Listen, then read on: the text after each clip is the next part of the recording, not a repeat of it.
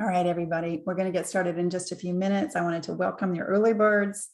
I am so excited for this session. I feel very passionate about what we're going to be doing. Sit tight. We should be complete within about 60 minutes. So welcome, welcome. For those of you who do not know me, I'm Linda Albright. I'm in my 11th year of online coaching and training. And I can take off my screen share. I'm in my 11th year of online coaching and training.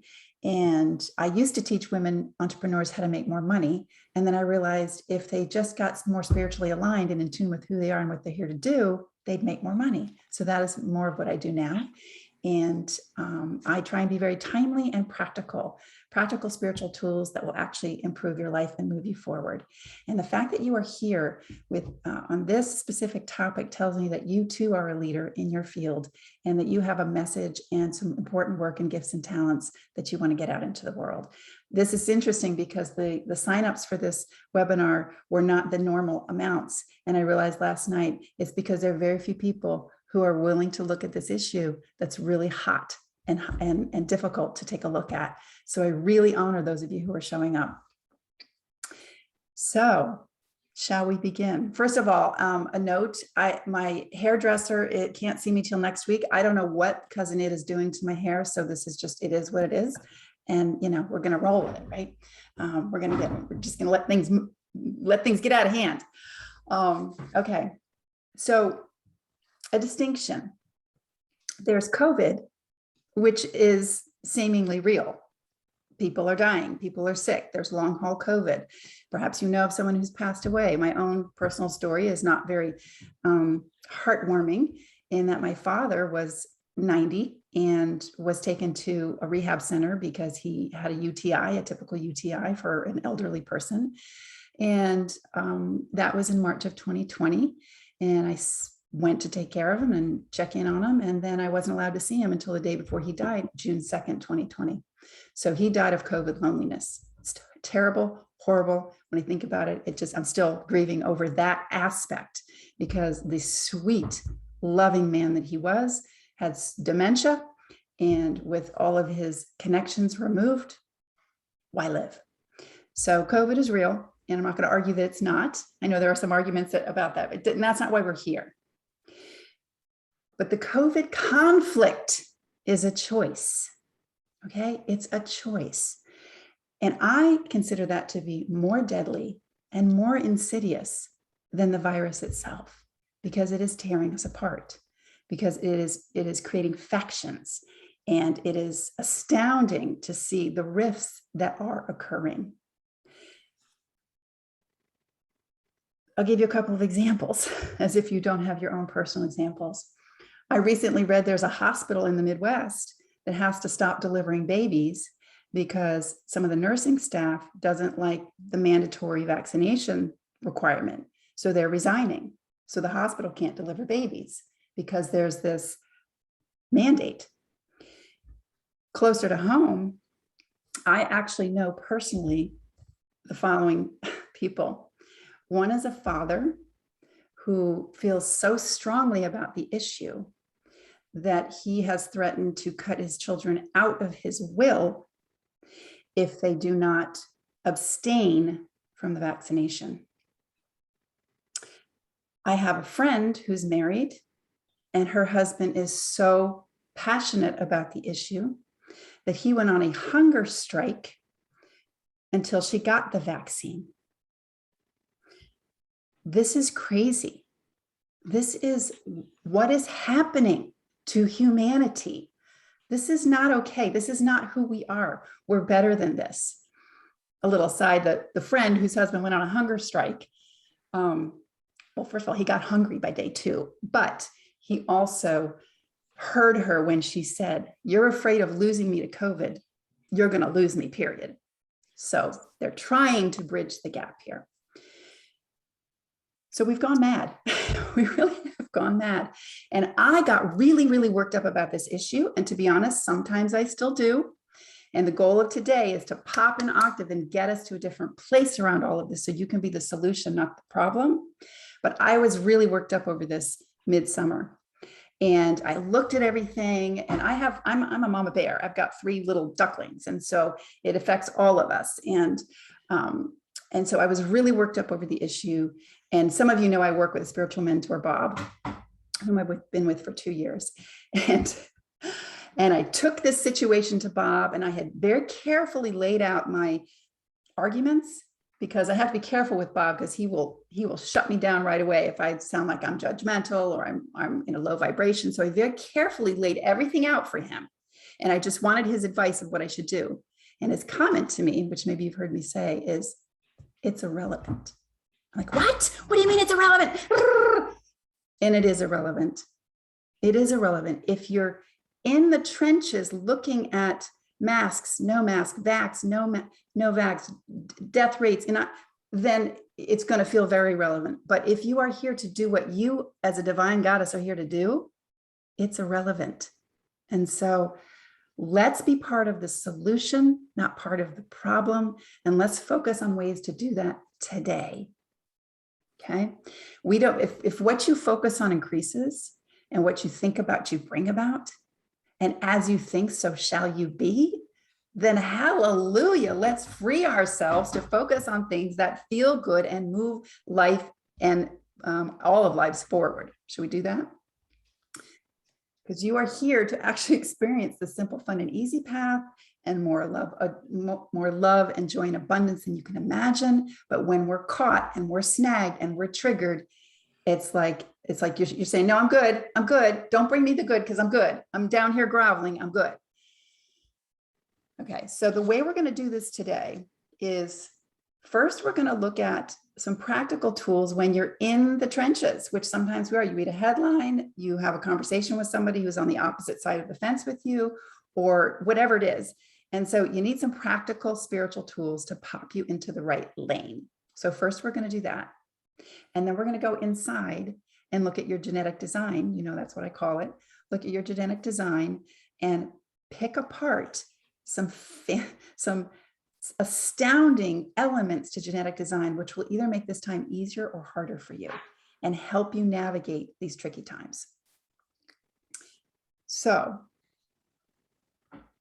all right. So I'm going to pop on the slides, take myself off, do little slides for the moment, and see if I can remember to screen share. It's not my first rodeo.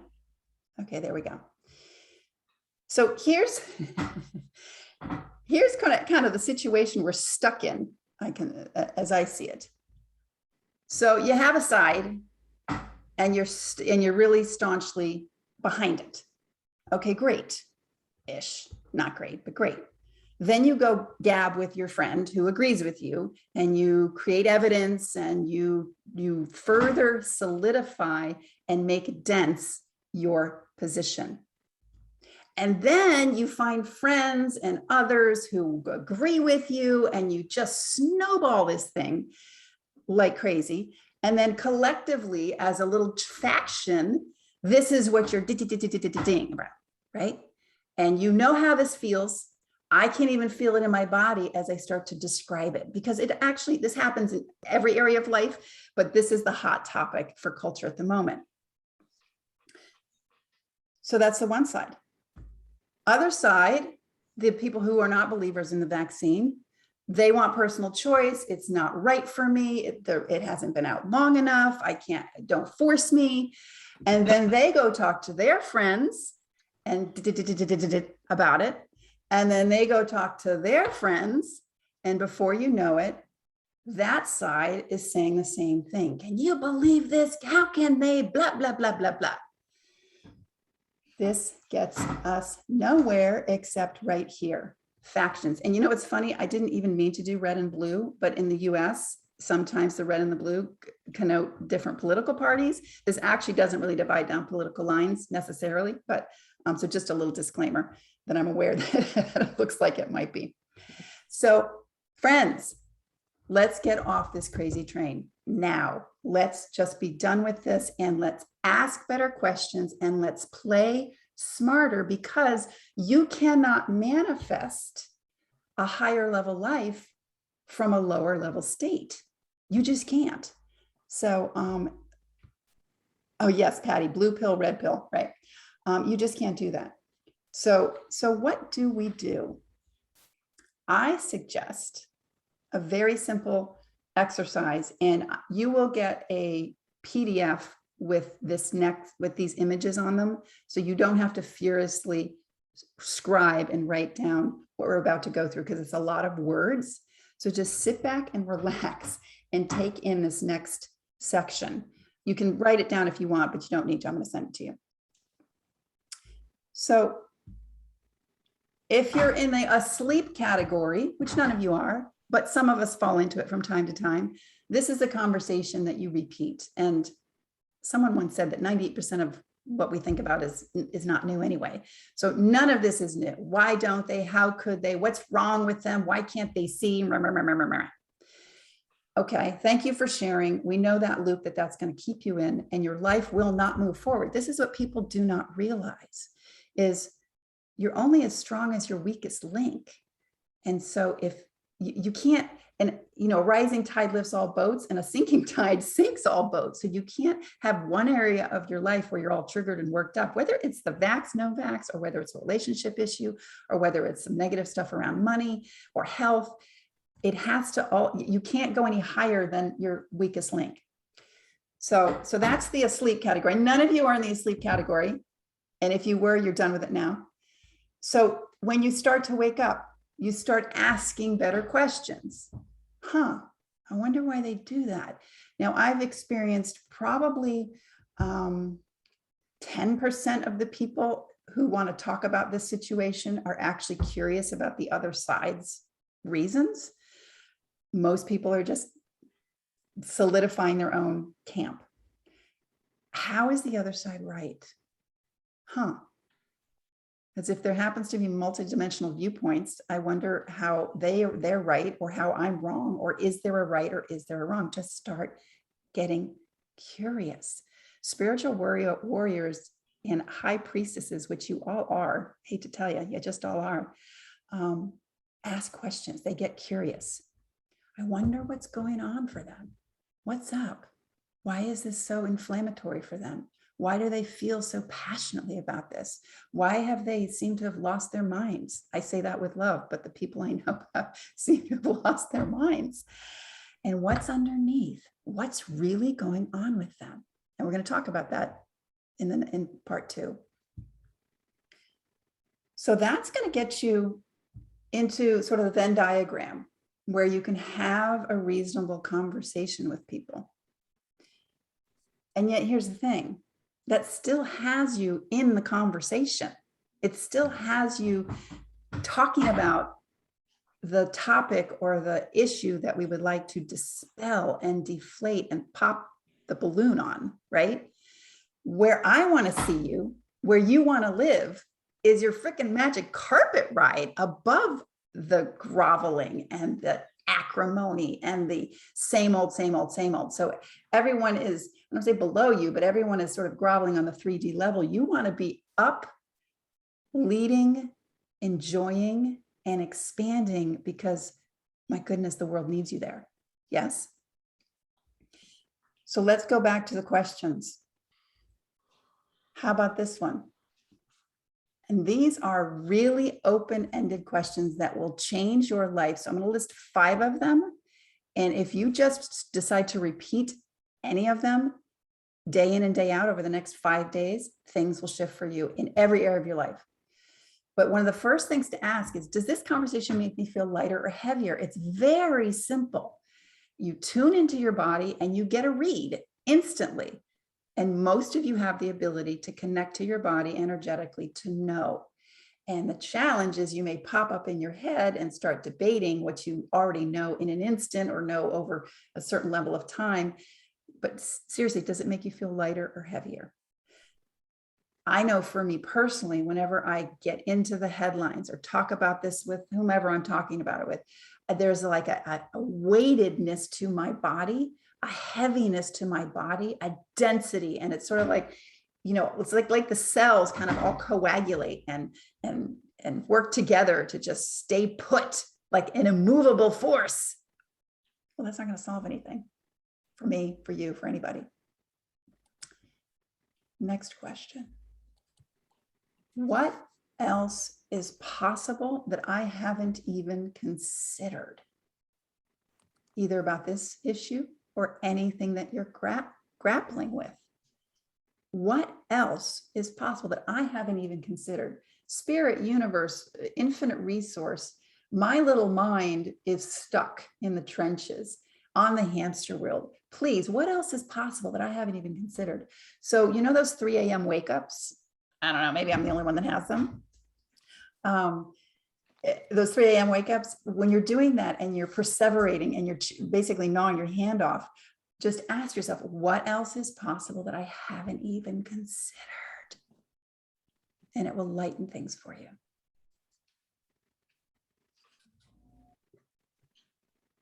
This is the consummate one for those of us in the service, department. How may I serve even more deeply? How can I get my big butt out of the way and be of service to humankind?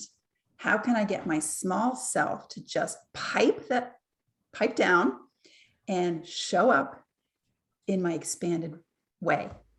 Because you and I have a finite amount of time on this planet, apparently, in this body form. And why are we wasting it on things that we cannot change by engaging directly with them? We can be the change, we can shift things, but only by popping an octave and considering things from a different perspective. So how may I serve more deeply? This is such a great one. What's the simple, fun, and easy path here? Or if you're really in the middle of like how can I make this simple, fun, and easy? Like, what's it going to take to just lighten things up already? Seriousness is a sign that you've dipped down into ego 3D low vibration, and you're not meant to live there, but we're sort of conditioned to live there because life is hard, and you work hard, life's a bitch, and then you die, and all this stuff we absorb over time. This is the way you should build a business. This is the way you should build a blah, blah, blah, blah. Pop an octave and ask the simple, fun, and easy question. Now, it's hard to do when you're in a heated moment. I give you that. But in the back of your head, if you start practicing this, you'll build some muscle. And then you'll go into you'll automatically like put your blinker on and shift lanes. It's fabulous. Like you're, wait a minute, this is feeling heavy. This doesn't feel so good. I need to get over in that lane. Excuse me, I'm coming over there. This works every time. You can lighten a room. You know this. You can lighten a room. You can ease relationship challenges. I recently witnessed, it's the most beautiful thing. A father and a son who hadn't spoken in 4 years.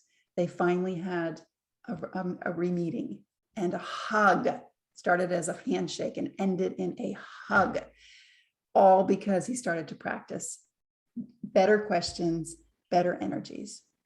And, the mind wants to know, but how am I going to get along with this person who's on the other side of the fence? How am I going to, move forward when the world starts to put in different, rules and regulations? And what if I don't agree with those? And how? You don't have to be a how at all. You have to simply hold the line and stay in that high vibe state. And asking these questions is one good way to do that. The final one, how does it get even better than this? Now, this is tricky because, thank you, Carolyn. This is tricky because if you're in the trenches with someone who's like, if you stop, if you breathe, if you pause and you ask, how does it get better?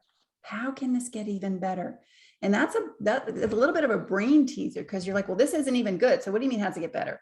Well, just ask and see, how does it get better? And then, of course, if things are going well, just play. How does it get even better than this? Hot diggity. You are here to thrive and shine and be abundant and have love and money and a good health. And as you can see on this very wordy chart, you can live on the left side or you can live on the right side. And if you're in the middle, that's great. And you want to lean into the right side. For those who jumped on later, don't worry about inscribing this. I'm going to send out a PDF with this chart. And you can just cut off the right side and post it to your mirror. You don't even need the questions on the left side. So, okay. Let me come back and take a breath. I know we've had some new people join. So just to recap, this is a spiritual practice. This is a practice in the moment, moment to moment, situation by situation. And if you pause and breathe and pull out and ask a better question, you will shift your experience. And I've heard it said every time you pop an octave, you affect 35 people, 3,500 people, 350,000 people. I don't know what the numbers are. I just know that everything is energy. And when you shift, everything shifts. So you become the light worker and the force for good that you inherently are. Okay. So that was just a little primer on no, don't go there, Linda. Don't go there. Don't go there. And to be watchful. And as we know, the system works if you work the system. So sitting here and hearing this and nodding and going, yeah, I got to remember to do that is not going to change things for you. It's actually practicing. So I invite you to practice, practice, practice. That's all it takes. I don't quite know, I'm not sure I will ever know why we humans are designed to kind of default into the negative zone. I'm not quite sure why that is. So it takes consciousness, intention to shift into that correct lane, that better lane, that high vibe lane, that high frequency zone, as you know, I call it. Okay, so part 2 of this has to do with genetic design. And I use the term, that's something I made up because it incorporates 2 different modalities. I'm only going to focus on one today. One is called human design and one is called the gene keys. And I'll explain human design in a minute. But before we get into this, I'd like you to feel in your body, if you can in the moment, just feel in your body. Where does, let's see, Patty. Oh, thank you, Patty, because there's some system thinks it's keeping us safe. Yes. In fact, that'll fold into what we're going to talk about in a minute. Thank you for that. I hadn't heard of that before. But I'd like you to feel into where in your body do you get the hits. So if you think about this vax, anti-vax situation or something else you're gnawing on, it doesn't have to be this topic, but it seems to be up for almost everybody. Do you feel it in your head? Do you feel constriction in your chest? Do you feel it in your gut? Just see if you can latch onto that. Because what we want to do in this next sort of activation session is point out where you're vulnerable and where you're strong in your design, and then give you some tips to mitigate and manage that. So this leads into this conversation about what is this genetic design thing. So I know there's some veterans here with design, which is great. And just a side note to you all who do know about this, I'm going to intertwine the phrases open and undefined because it's just easier to call things open. And those of you who are new to this whole concept, welcome. I discovered this thing called human design and the gene keys, which I call genetic design, about 6 years ago. And it was way too woo for me, way too woo for me. It was like, what? It's according to your birth time, and it was channeled information, and it's got all these colors and lines, and that's crazy stuff. And then I tested it for a year quietly. I tested it on my kids, on my partner at the time, on myself. I was like, wow, this stuff actually kind of works. And then about 5 years ago, we came out with it as part of what we do with people, because here's the idea behind it. I've been in 11 years of coaching and training amazing women. And I used to coach and train you according to who I was. And then I discovered this design thing. I was like, oh, you actually have your own unique energetic blueprint that was imprinted in you when you arrived here. And if I know who you are, I can better support who you are and guide you into doing things that are going to work for you, not things that work for me. And when I discovered, I felt like I had to go back to all my previous clients and say, I'm so sorry. I was teaching what works for me, and I don't know if it's going to work for you because you have a different design. Anyway, human design was channeled in 1987 by a gentleman named Robert Krakauer, who is deceased now. And essentially, it's an amalgam of a number of different modalities. You don't need to remember any of this, but for the wonks in the room, I just want to share it with you. The I Ching, which is an ancient Chinese system, astrology, so it is according to your birth time, the Kabbalah, Tree of Life, and a couple of other, the chakra systems from the Hindu chakra modality. So a number of different things have been amalgamized into the human design chart, it's called. So we're going to look at some charts, not because I need you to technically understand them, but because at a glance, you will understand what's happening on an energetic level. Because everything is energy. And if you have dominion over your energy and sovereignty over your energy, you won't be as susceptible and as vulnerable to outside forces. Because right now, the energy is so thick and so strong that if you have certain components in your design that are sensitive, you can get taken out, you can get overwhelmed, you can get brainwashed, you can get pressured, no matter what side you're on. So this is to give you dominion over who you are so you can step forward in the divine, strong priestess that you actually are here to be. So just another analogy, this energetic design system, it's somewhat similar to, you know, how some people come in with blue eyes, some come in with brown, some people end up tall, some people end up short. And so to me, it's not that different. It's just your energetic makeup that up until a few decades ago, we weren't able to actually see. And now we can.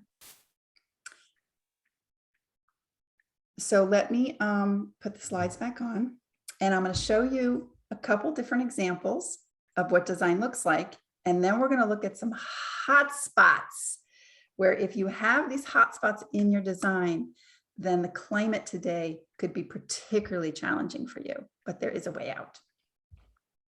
So let's go back.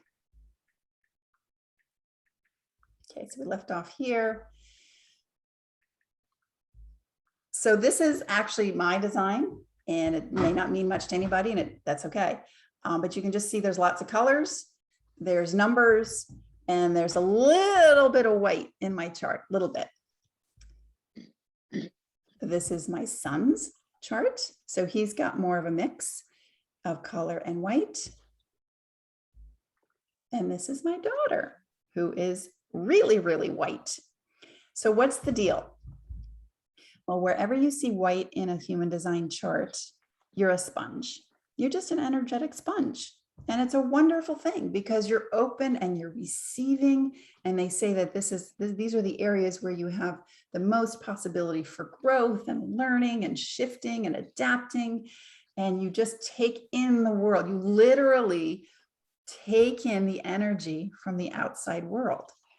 And where you are colored, you are more consistent. That's sort of, we say that's who you know yourself to be. And so when you see the colors consistently flowing, you can rely on that. That's dependable. It's sort of known. You sort of know, oh yeah, that's kind of what I always do. That's kind of my default place to go. And so just understanding the different components that you have can make life easier, a heck of a lot easier. Because I don't know about you, but I grew up highly conditioned, not because I had a bad family, but because we grow up highly conditioned. And by conditioning, I mean, we're taking in the world on so many levels. We're taking it emotionally, intellectually, and energetically. So the messages that are fed to us, the food that's fed to us in utero, the people we surround ourselves with, the headlines we're exposed to, it all has an impact on our gorgeous selves. And yes, we can mitigate what we expose ourselves to. And yes, we can eat certain foods that might help our body temple feel a little bit better. But the not insidious, but the sneaky one is knowing the energetic interplay between people. Now, you know this, you go to a party, not that anyone goes to parties anymore, but you go to a party and you can pick up, an energy in the room, or you see somebody who you don't like that much and you're not really sure why, but that's just like an energy thing. You just get a hit that you're not that crazy about them. That's all energy feeds coming and going. So, So let's take a look at there's 5 centers. So these are all called centers, these shapes. And no, the colors people always have, the colors mean anything? No, colors don't mean anything. The shapes mean anything? No, the shapes don't mean anything. It's just visually so we can grasp this. So there's 9 shapes here, and there's 5 of them that are hot spots in what I'm talking about today, which is how to pop an octave. But I'm only going to talk about 2 of them because I don't want your eyes to glaze over. So I'll share at the end the other 3 that we're not going to get to, because I think the 2 that we're going to drill down on can really, really make a difference for you. So I'm going to do the head center first. So head center, it's our heads. Wonderful. We have an amazing brain, and we use it for creative thought and for inspiration and for downloading, ideas. And the head gets a bad rap, I think, these days. It only gets a bad rap if we misuse it. If we use the head to make decisions, which I know sounds blasphemous, but you're not here to use your head to make decisions. You actually want to use a different part of your system to make decisions. I'm not going to get into that right now, but the head is a beautiful thing. Now, there's a difference between a head that is white and a head that's colored in. So I'm a little bit on the left, like a bull in a china shop. You can feel my energy. It's because I have all this color and all this definition, we say. And so my energy is very strong. Sometimes I need to pull back a little bit. It's very strong energy. My son is on the right, and he's got a little more openness. He's a little bit more of a sponge. He's also 17, so it makes it really interesting. And his head is white. Now, here's what's fascinating. 70% of the population has a white head, has an open head.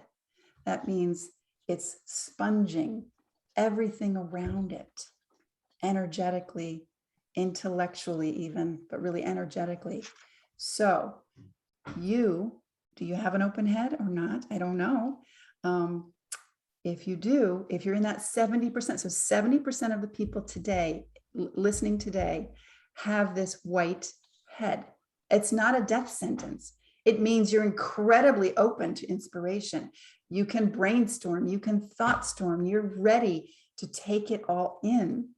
Whereas mine is a little bit more closed. It's a closed system. It's not bad. I just have more of a loop that feeds on itself than being completely wide open and spongy. Now, you'll also see there's 3 numbers here, and you see a lot of numbers throughout this chart. Well, in the head, those are actually called the gates. Those numbers are called gates of madness, because if left unattended, they will drive you mad. So what happens here is when you're not aware of who you are and the openness that you have, and you probably, even without knowing what your chart looks like, but as I described that, you might be like, yeah, that's me. You're so susceptible to mental pressure. You're highly vulnerable to confusion and overwhelm mentally. And what's happening is a certain percentage of that isn't even yours. So another question to ask is this mine? It's not even yours. And so if you're just walking through the day and looking at it, all of the subliminal messaging we get as we go through our day.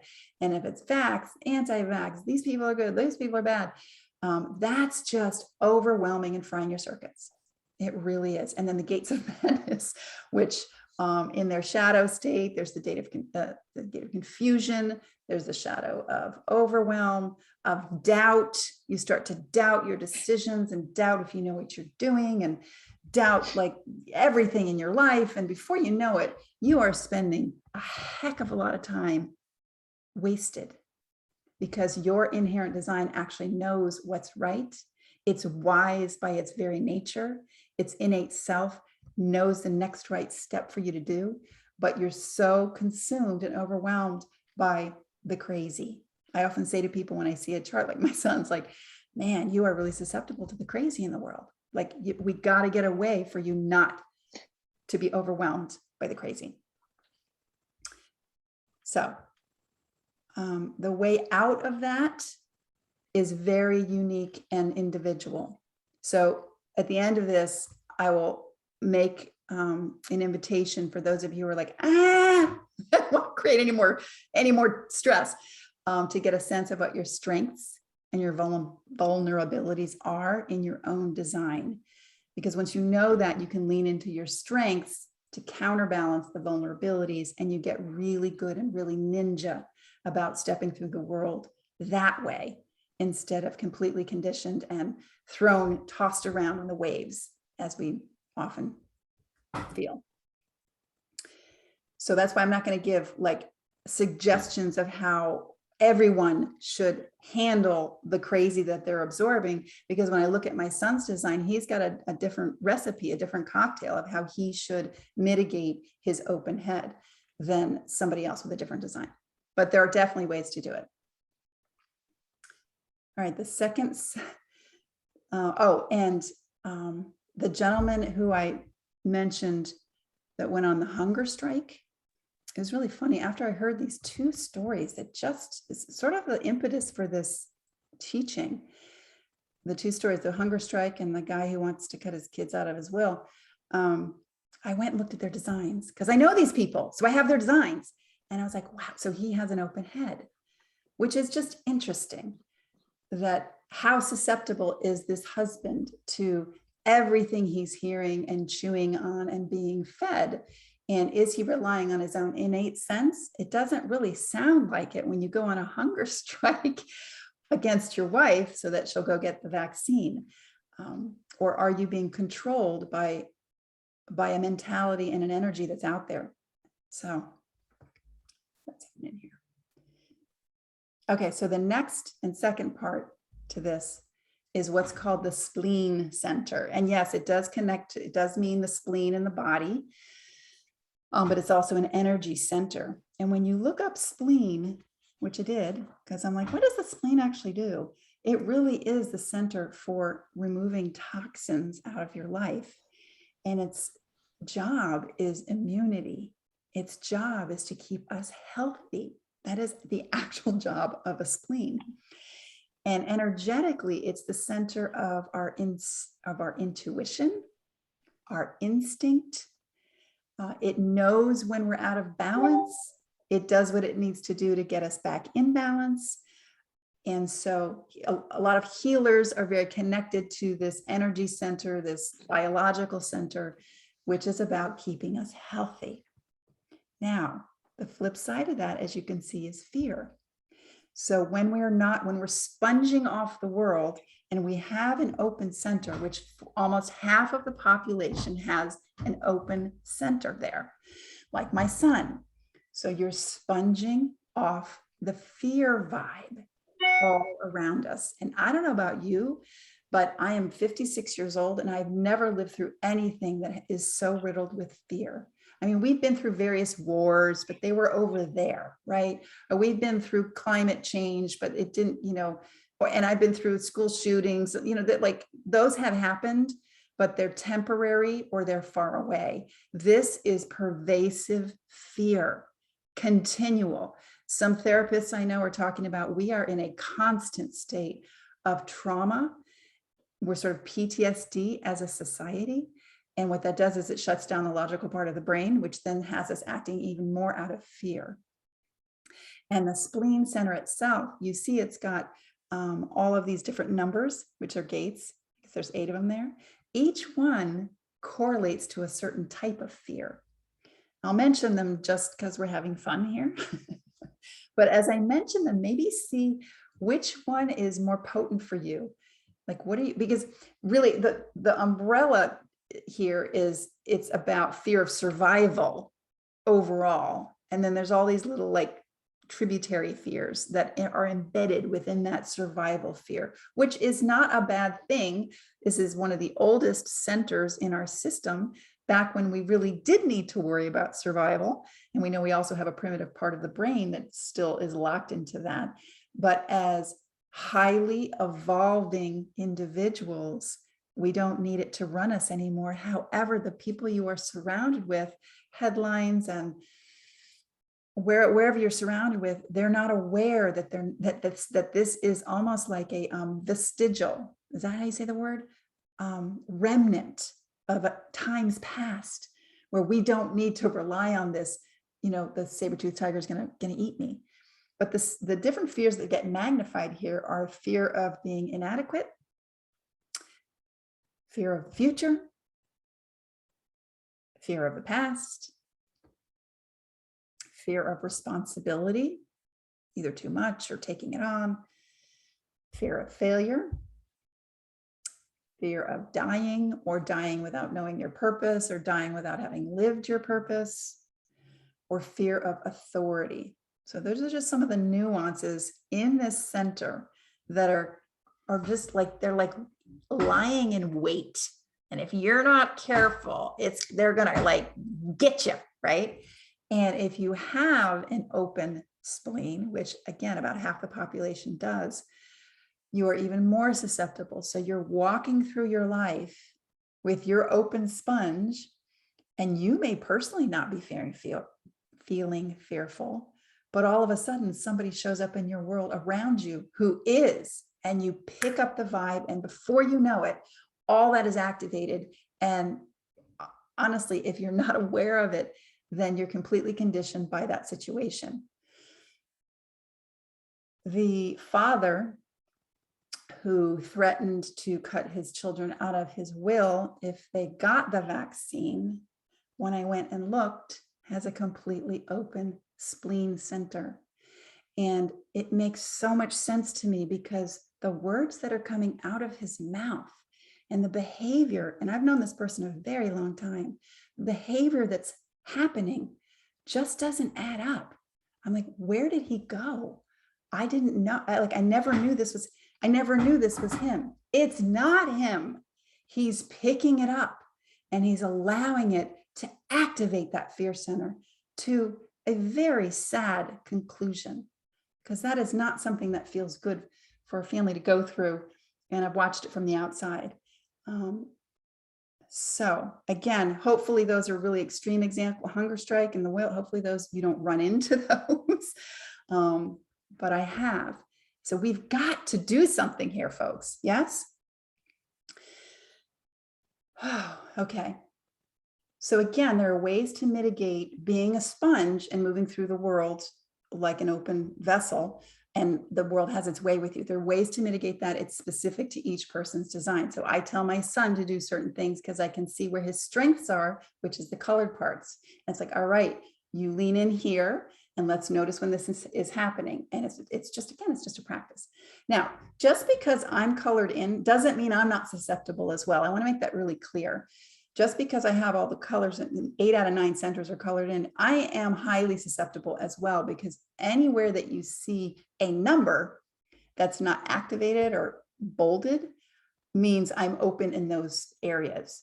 So I am just as susceptible to the negativity, to absorbing energy. It's just a little more through different little channels instead of this overwhelming kind of conglomerate of energy overwhelm. But I am just as susceptible to conditioning. And just a little note, this little guy down there can wreak havoc in my life. That is a pressure center, an adrenaline center, a hurry up, get stuff done center. And that's not relevant to what we're talking about here necessarily. So just so you know, there's no reason to have chart envy, as I call it, because everybody has strengths and everybody has vulnerabilities. Let me just stop and check the chat room here.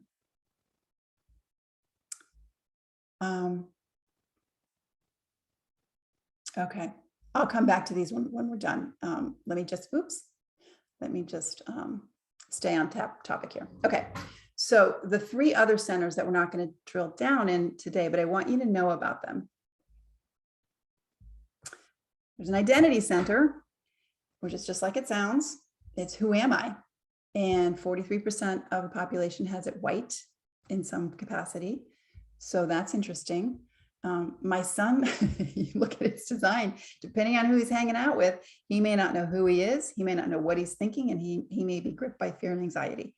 Now, we know this about his design, so we mitigate this, but it's really something to keep an eye on. The second one is willpower. 63% of the population has that open. And so it's just like it sounds like. It's not just, can I stay on a diet?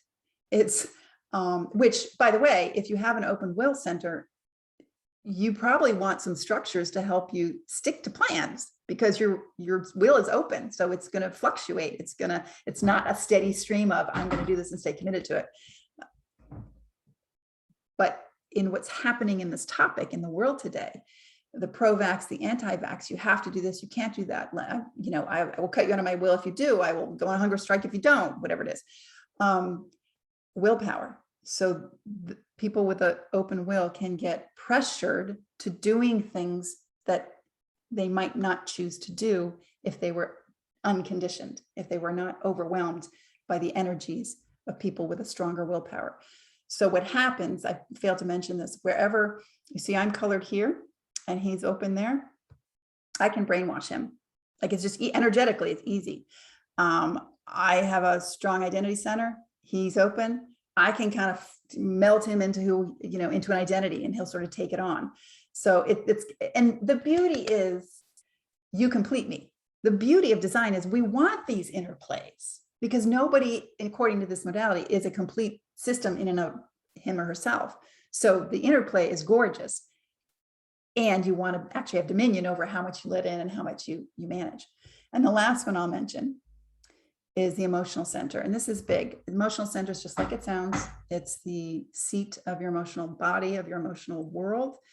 Almost 50% is open, which means you are receiving and actually amplifying and exaggerating the emotional content in the world. So if somebody's hot under the collar about one side or the other, and you have this open and you're with them, you're not just going to feel what they feel, you're going to feel it tenfold. It's the crazy thing about the energy dynamics. So I don't want to get you too confused about those extra 3, but I wanted to point out that there are 5 that I consider to be the hot spots. We looked at 2 because those are the most poignant ones, the head center and the spleen center. Okay. So next, you're going to wrap it up here. So some of you know what your design is, some of you don't. And both, you're never done learning about your design, as Patty popped in a question in the chat. And so the question becomes, by not understanding who you are, what is it costing you? So for example, the father who's gripped by fear, it's costing him quality relationships in his life. The husband who went on a one-day hunger strike, it's costing him a beautiful, like 30-year marriage with his wife. Now, hopefully yours are not as dramatic, but the question is, you know, what is it costing you to not know who you are and how to manage and move elegantly through these really tricky times? So we talked about the questions you can ask in the moment, you know, the practical questions to kind of pop you to a different octave. And this is the inner game of who are you really, and how can you not let the crazy drive you crazy? So what are your strengths and vulnerabilities? What is it costing you? And so what I want to do, and I actually need to go look this up so I can post it, is for those of you who know your design, I'm happy to talk to you and deepen what you know about it. For those of you who don't know your design, we need to talk, because we've got to get you on the right path. So I'm doing a strengths and vulnerabilities inventory with people, 30 minutes. To be honest, I can look at your chart and tell you in 3 minutes where you're vulnerable, but I will take 30. And here's what we'll do. I'm going to tell you where you're vulnerable, how to avoid getting overwhelmed, and how to mitigate those white spots, basically the white spots. I'm going to show you how to snap into place so you can get aligned quickly, because every moment you spend out of alignment right now, it's not just your life that's suffering, it's your children, it's your spouse, it's your friends. Because if we're groveling down in that lower level, nothing moves forward, and the groveling energies win. We don't want them to win. See, there I go, them and us. But from a evolutionary standpoint, this is an extraordinary time to be a spiritual warrior. And so let's get you out of your vulnerable spots into your strengths. And then finally, we'll talk a little bit about how to make decisions, because we are going to be faced with even more decisions. If you think we've seen it all, it's only just begun. And a lot of you know that. So let's get you like aligned so that decisions are strong and clear. And I'll tell you, don't make them in your head. You make them from a different place, depending on your design. So here is my calendar link, and let me put it in the chat as well. I want to talk to all of you, whether you know your design or not. Sorry, did that go through? Yes, okay. I'm gonna make my chat small. So let me close with this, and then we'll go to questions. Let me well, you can copy down the time trade link, cut and paste it from the chat. You'll get taken to my calendar. You'll book a time with me for free over the next week, and we will get you on the right path. Now, full disclosure, it's no surprise. Usually when people come into my fold, they want a little bit more and a little bit more. And I'm thrilled to tell you that we now have 3 levels for people to lean in to our community and get what they need. One is an entry level, doesn't cost a lot. It's not a huge time commitment, but it will get you in the right lane more consistently and in a community that is solid. Another level is a deeper cut, a longer term commitment. That's only for a certain kind of subset of people. And then I have an alumni level. So if you're listening to this and you've been with us before, we have crafted something extraordinary for those of you who have been with us. So this is an alumni level.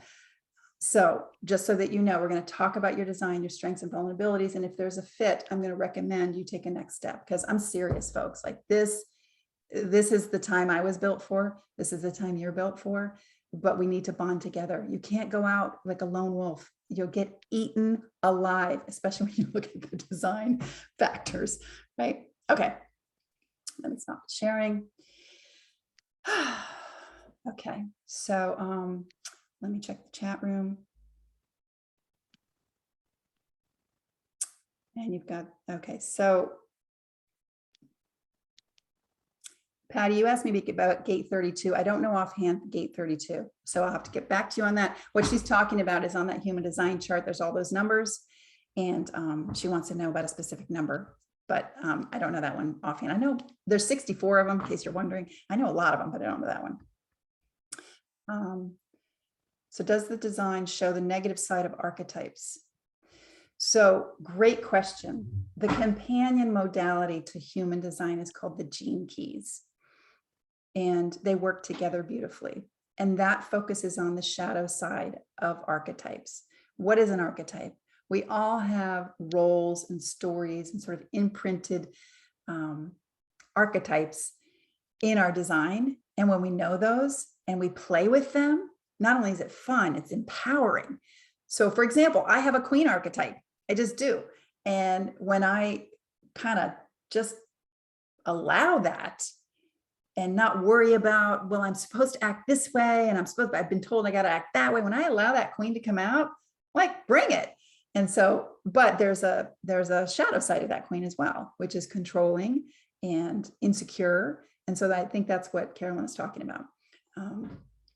Is the negative side of archetypes. But if that confuses you, don't worry about it. That's perfect. Thank you. Okay. Okay. So any other questions you either want to type or unmute and ask? All right. So, you know, when I was thinking about this, actually, my grandfather was a preacher and my uncle also went to seminary. And before this presentation, I didn't review my notes. You know, I didn't rehearse again. I looked at, this is going to make me well up, scoops from the well. These are stories that my grandpa wrote about his life, his fire and brimstone life as a preacher. And I realized my lineage goes way back, not just to my grandfather, but to even before that, to help people see the light, to help people walk in the light, to shed the light on the dark. And so I just thank you for showing up today, because let there be peace on earth, and let it begin with me and with you. And so I hope what I've shared today sheds a little more light in your life. And I thank you from the bottom of my heart. So I'm going to stop the recording and then I'll answer questions. Just a second.